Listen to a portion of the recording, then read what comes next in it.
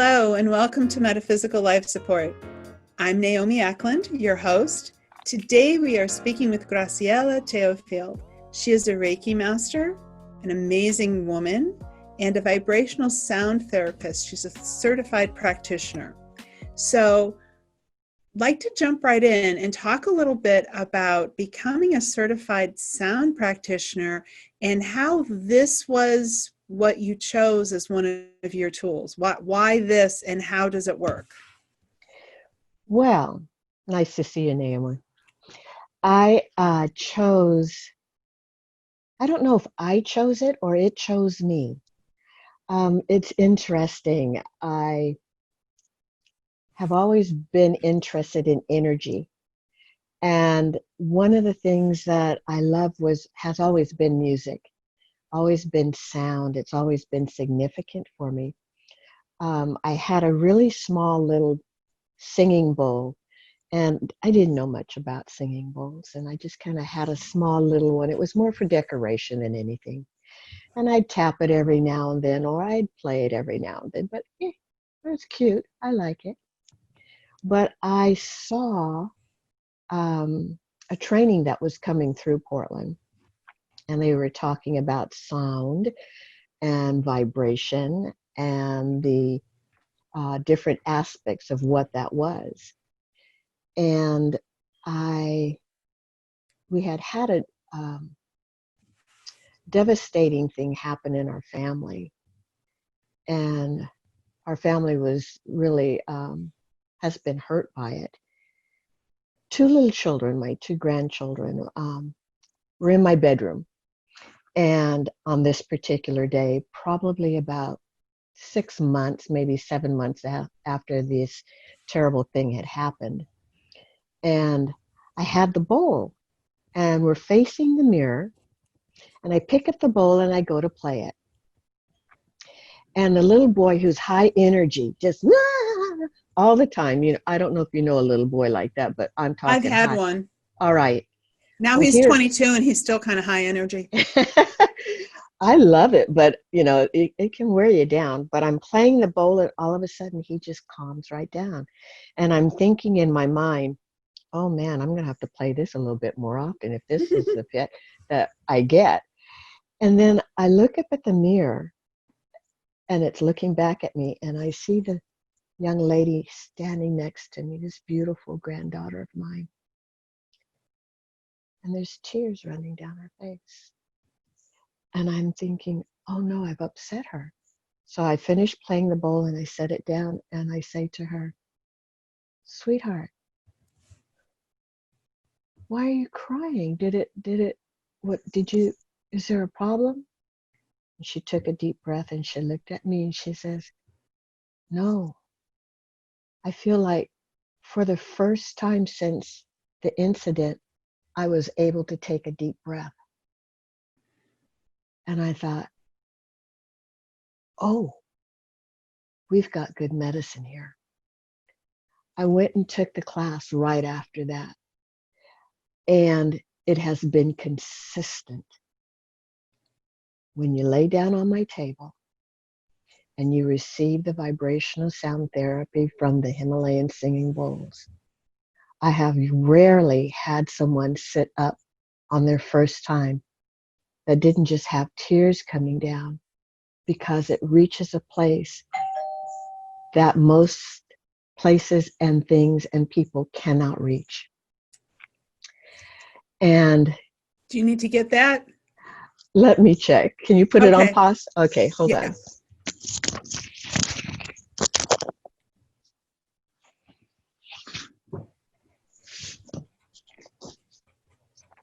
Hello. Oh, thank you.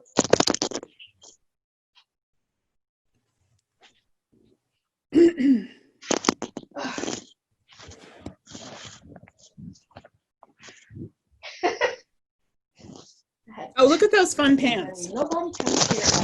Oh.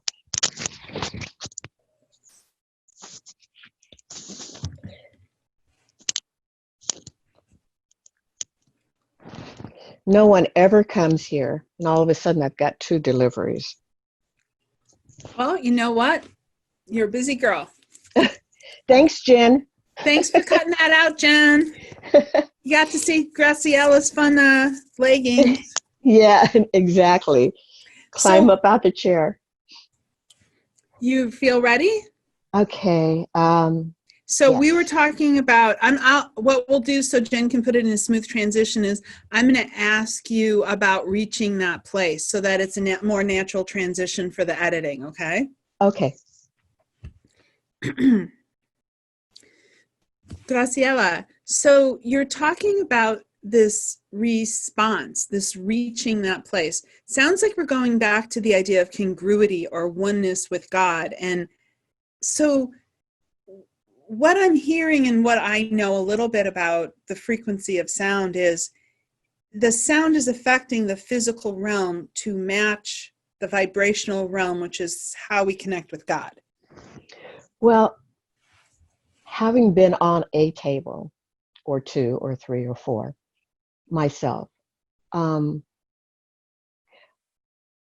it's so interesting, the sensation, because yes, we're working with vibration, and yes, we're working with energy, and yes, it is setting us up for an experience.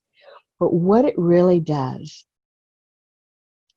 is that it allows the mind and the body and the spirit to totally relax, if you would allow it. It doesn't force you to do anything.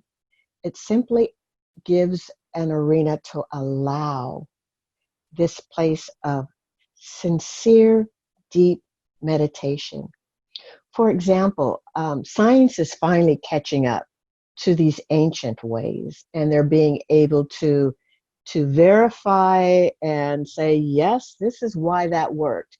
Well, the ancients already knew that it worked. They just did it. They didn't need these scientific notations to say, well, it works because of this point or that point or the other.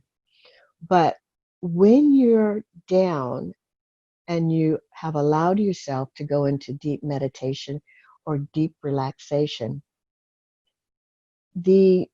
for example, the monks who, Tibetan monks who will go into a lifelong practice of being a monk in meditation, when science measures their brain waves when they're meditating, well, that particular brainwave is exactly or almost exactly what people get when they're under the um, experience of the bulls. Their brains are allowed to deeply relax and go into that meditative state. And this is what the monks practice for their entire lives. And all of a sudden, we've got people on tables having the same experience. Oh, I just got chills.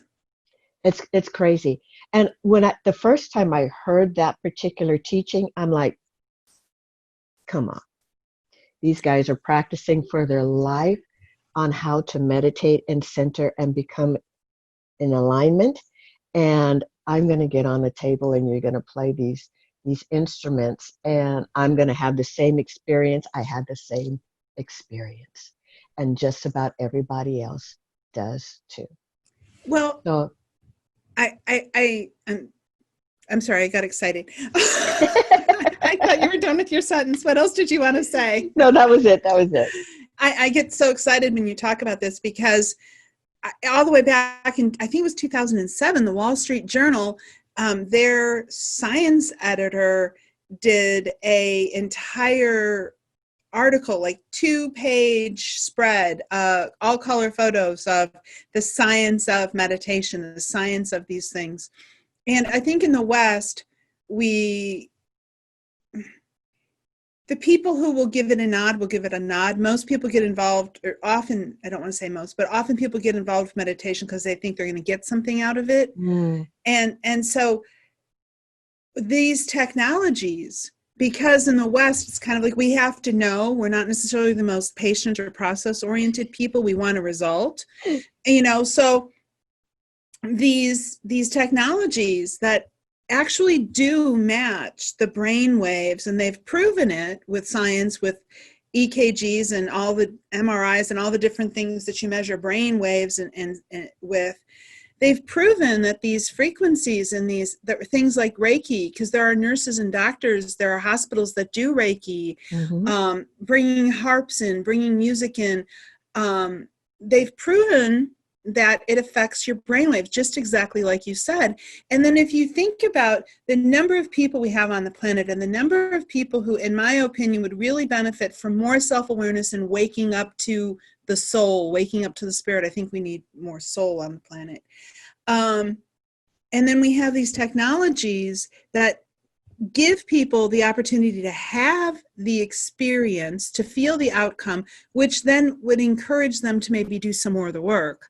But also then to just create this place where we can kind of jump past 20 years of work and experience the result, and then be encouraged to live in that present moment. This is so exciting. It's really exciting. And, it's like, for those of us who did not come, like in the West, so you say, we don't have this type of environment where these tools are being used on a regular basis, where other cultures or societies, they have this as just part of, you need to go to see sister so-and-so because she has a bulge, you need to go lay down. You need to go and be restored. You need to go hit the reset button. Whatever it is in your community where they have this, it's kind of common knowledge. But here, because it's not common knowledge, when those of us who are either called or pointed to or shoved into, or however we get there, when it happens, it's almost like, surprise, bet you didn't know this.